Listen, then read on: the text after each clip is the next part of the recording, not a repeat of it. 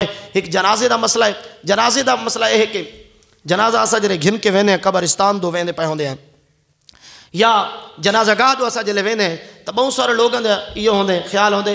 बहुत सारे जनाजा जल्ले जनाजा गाह पहुँचते उस वेले बैठे होंगे बैठे रह वेंदन कई लोग या कब्रिस्तान ही जेरे घिन के वेंदे कब्रिस्तान के जेरे पहले पहुँचे खड़े होंगे लोग वो बैठे रहन। याद रखाए जरा जनाजा कब्रिस्तान ही चावे या जनाजा गाह दी विच आगे जितने बंदे बैठे होने पहले उन्होंने चाहिए कि जनाजे की खातिर इज्जत की खातिर खड़ा थी होना चाहिए। दूजी गाल है कि जनाजे के वास्ते जल्ले जनाजे को घिन के वेंदे पे होने ये जितने लोग हों वो सारे जनाजे के पिछू टुरन। बहुत सारे लोगों को तुसा डिठा उसे अगू हो सन बल्कि मैं अपने मदरसे के डिठे कि धड़ाधड़ बहुत सारे लोग हैं वो मदरसे के इवें वड़े ना जल्दी जल्दी मैं तो पता नहीं क्या थी गए तो बाद ही पता लगे भी जनाजा आंदा पे इन्होंने पिछू तो वह गया नमाज जनाजे के अगू टुरदे वध्यान तो नमाज जनाजा के अगू टुरना ये जायज़ नहीं। उलमा ने